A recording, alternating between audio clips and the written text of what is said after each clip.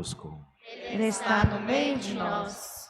Proclamação do Evangelho de Jesus Cristo segundo São João. Glória a vós, Senhor.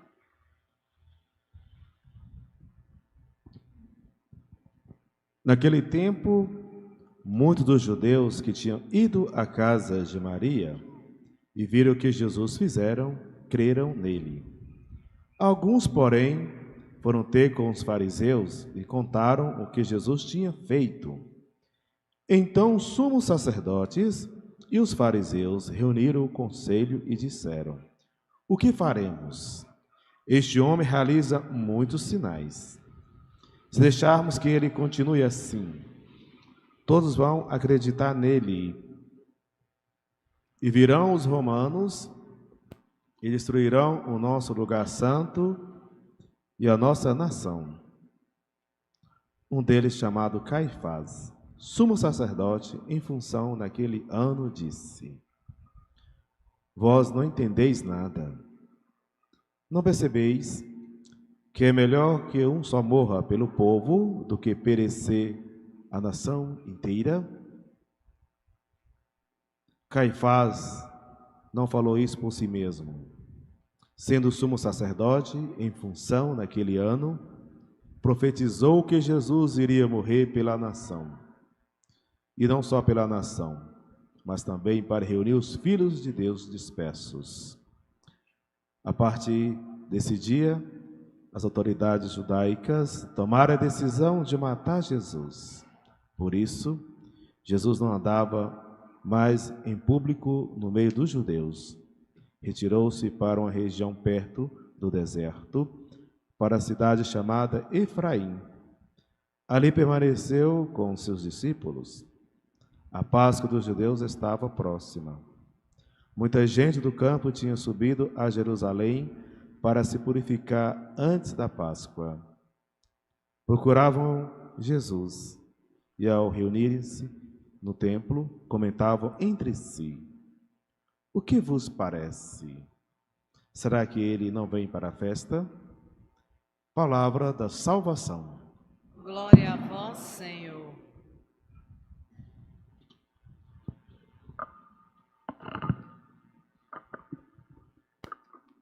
Caríssimos irmãos e irmãs,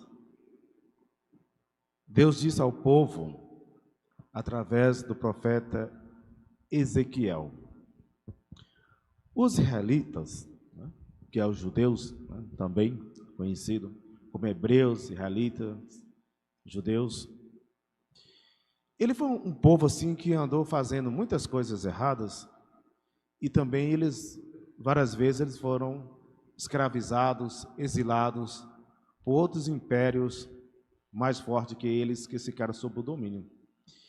E eles tinham sido exilados para a Babilônia e ficaram muito tempo lá dispersos. Então, Deus disse ao povo através do profeta Ezequiel que ia reunir esse povo que estava dispersos, ia trazer para mais próximo.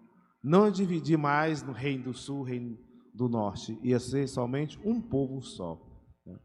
E que este povo seria seu povo e Deus falou, serei o Deus deles, para que ficasse num lugar só, na terra prometida, que prometeu desde a descendência de Abraão.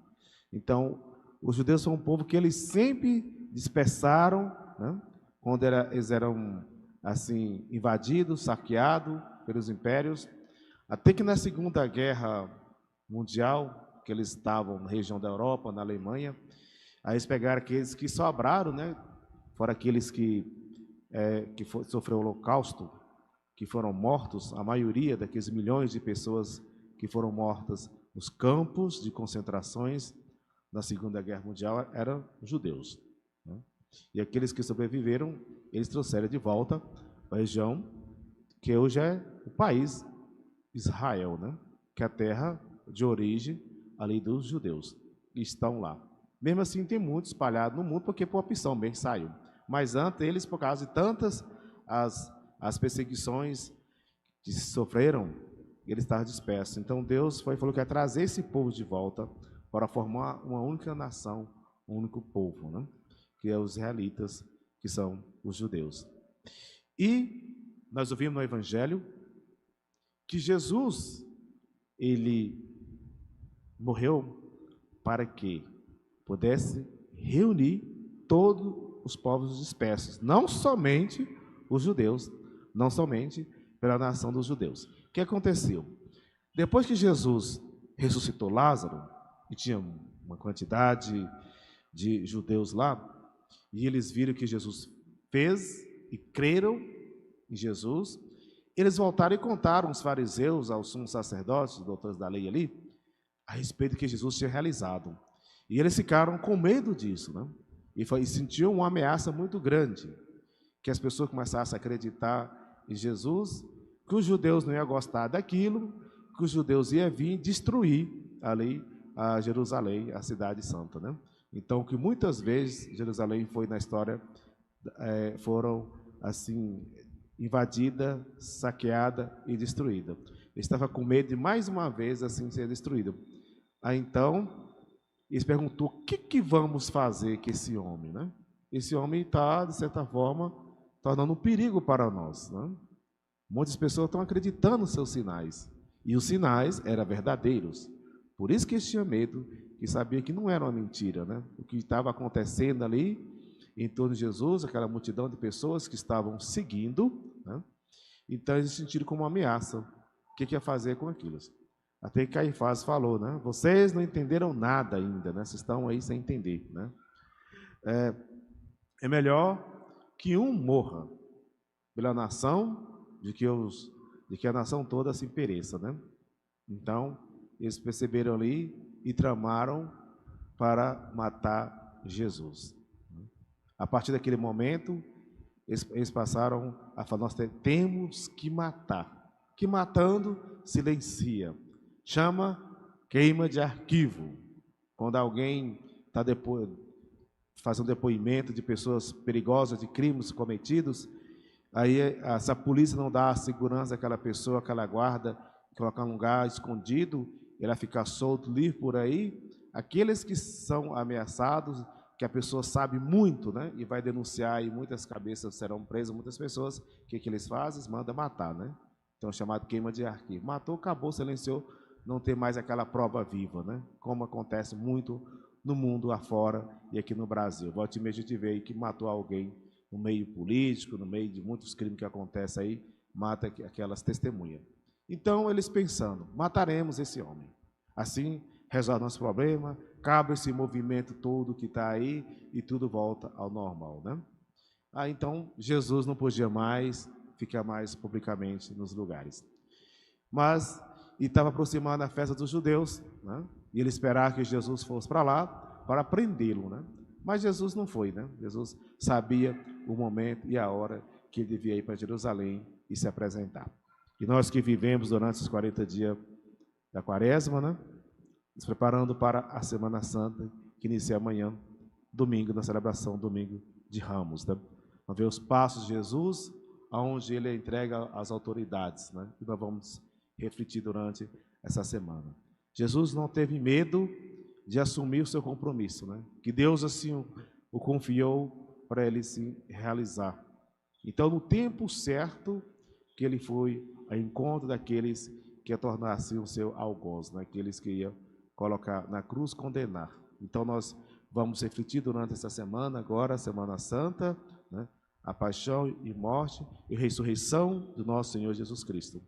Mas que nós, assim, preparemos nosso coração mesmo para a Páscoa, né? Nós estamos passando esse momento para celebrar a Páscoa definitiva de Jesus.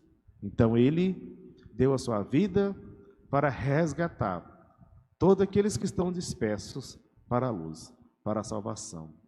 Ele pecado nenhum teve e não tem, mas assumiu o pecado da humanidade para salvar assim a humanidade. Então, que nós, assim, durante essa semana, vamos refletirmos os passos de Jesus e nós, esses dias, vivendo assim um ápice da nossa fé, da nossa igreja, refletindo essa Semana Santa. Os passos de Jesus, os passos de Maria, que nós, assim, terminando hoje, essa semana das dores, refletindo hoje na sétima dor, a dor de depositar o seu filho no túmulo, né?